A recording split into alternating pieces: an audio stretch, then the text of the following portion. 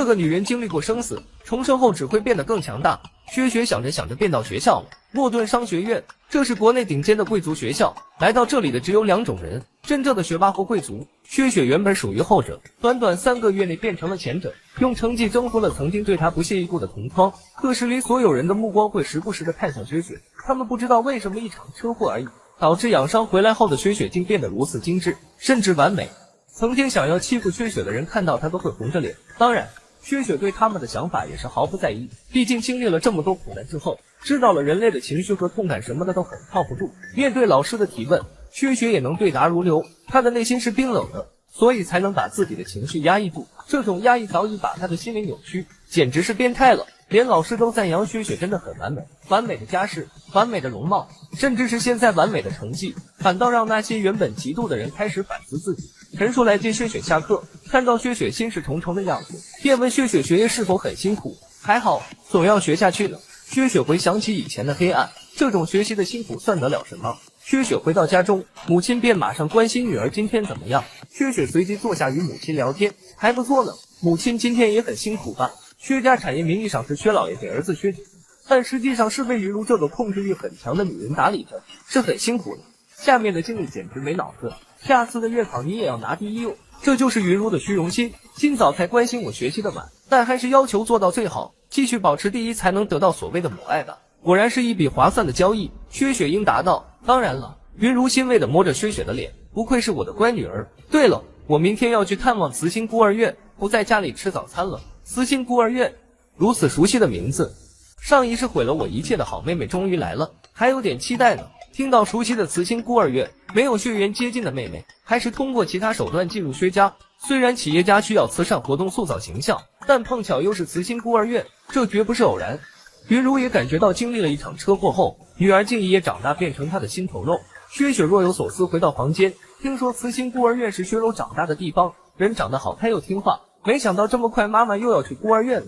这天，云如到了慈心孤儿院，院长热情款待，只是孩子们清楚的知道，从车上下来的人绝不会领养他们其中一个，他们只是为了完成差事班赶场。孩子们呆滞的眼神让云如更加冷酷了几分，下一秒便被一个女孩子吸引住了。女孩子天真的眼神和真挚的笑容，真能把人的心肠融化。此刻在课室里的薛雪正担心，上一世顶撞鲁莽的我变成现在这般乖巧懂事，会不会历史重演把那条毒蛇带回来呢？陈叔这天接薛雪放学，好奇薛雪怎么满脸笑容，是有什么开心的事呢？是啊，我在期待着我的妹妹呢。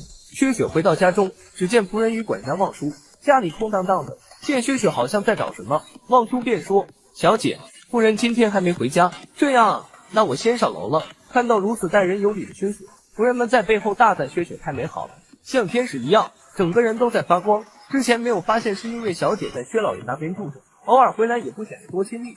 车祸之后开始回来薛家这边住，这才听薛小姐是如此温柔和美丽。这时母亲回来了，薛雪露出了一位深长的微笑。母亲果然带着那个小女孩回来了，女孩有点畏畏缩缩，小心翼翼的。望叔询问夫人这位是，她叫小柔，从小在孤儿院长大，看她挺可怜就带她回来了。云如极少会有这种善心，这次不知为何竟然有领养的冲动，但此刻已经开始后悔了。可女孩的躲闪与紧握着她的手，让云如再一次母爱泛滥了。薛雪闻声下来了，小柔看到薛雪这大小姐气质充满着嫉妒，心里暗想，只要再等一等，这富丽堂皇的屋子和薛家千金的名号，一切都会属于我的。我自小就被培养成一个足够好用的工具，绝对不会败给你这个无知的大小姐手中。看女主如何见招拆招，手撕白莲花。薛雪向着薛柔妹妹走去，看着薛柔惊慌失措、眼泪汪汪的模样，上一世就是这样被她骗到了，把她当亲生妹妹对待。那时薛柔的心大概在冷笑吧。薛柔战战兢兢地说出姐姐二字，眼泪决堤般流了出来。薛雪用手帮忙擦拭，温柔地问：小柔为什么哭呢？是不是哪里不满意？薛柔顿时觉得很奇怪，明明之前调查过这位薛家千金是个没脑袋的蠢货，从小不受父母疼爱，只要撒娇卖乖就会心软，现在怎么会问这样的话呢？母亲云如最讨厌别人不满意自己的安排了，看到流泪的薛柔本来觉得没什么，但是现在看来哭的有点太过了，不知道的还以为我强行带她出来了。云如一脸不悦，拉开帮忙擦拭眼泪的薛雪的手，哭什么哭？来到薛家应该开开心心的，哭成这样恐怕是不喜欢薛家吧？薛柔连忙解释，不，我是因为太欢喜了才会落泪的。云如皱起眉头瞪着薛柔，刚才在孤儿院还觉得她挺可爱的，现在和薛雪一比真是不讨喜，一副受了委屈的样子给谁看啊？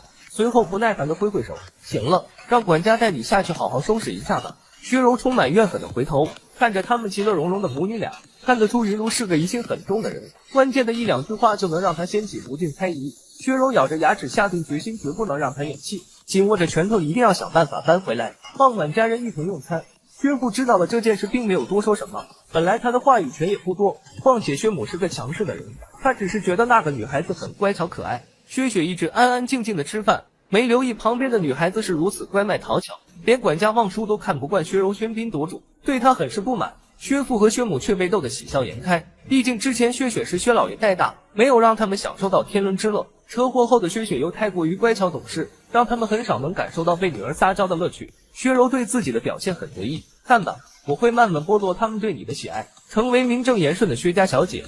小样，竟敢扮鬼吓我，让你尝尝被吓的滋味。这天吃晚饭，薛柔像个小丑似的逗薛家父母开心，薛雪二话不说，不一会就吃完了，还温柔地对薛柔说：“你慢慢吃。”薛爸让薛雪吃完饭休息一会，待会让人把你最爱的胡萝卜汁送上去。母亲也选了几件衣服让薛雪挑选，周末穿去爷爷那。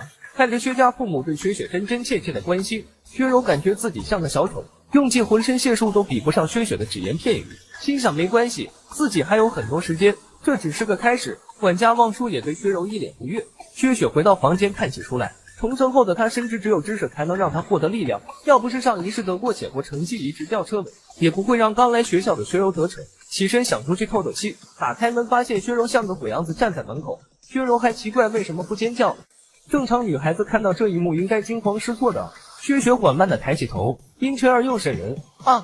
薛柔反而被吓到惊声尖叫，原本的计划是薛雪的尖叫引起薛家父母对薛雪的反感，没想到被吓住的却是自己。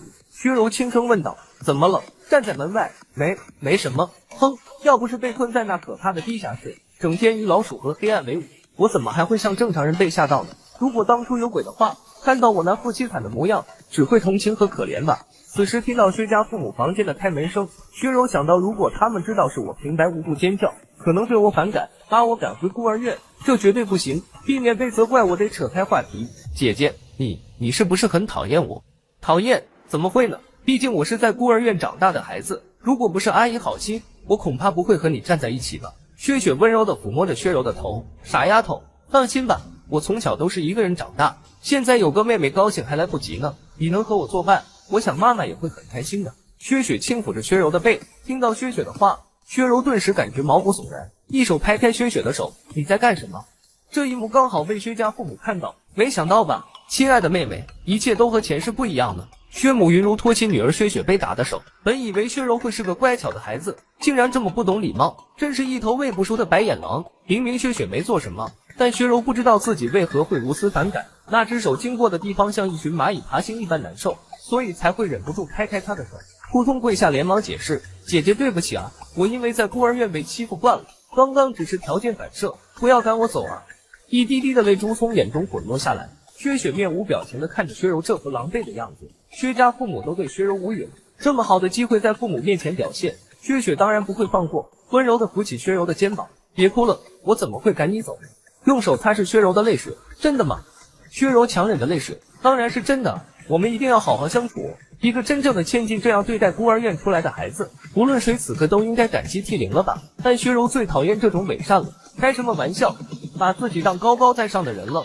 薛雪，你不要高兴得太早，我一定会把一切都剥夺过来，我要你变成比我现在还低贱。薛家父母想到自己的女儿如此大度，先不说薛柔半夜站在女儿门前想干嘛，就刚才出手那一下，也足以打消我们原本的好感度。不过既然领回来了，立刻送回去的话，怕被人说闲话。不耐烦地对薛柔说：“快去睡吧，别站在这了。”也叮嘱薛雪临近考试晚上一定要休息好。好的，母亲。薛雪应答完母亲，随后瞥了一眼薛柔，心想一切都和前世不一样了。亲爱的妹妹，你会怎么办呢？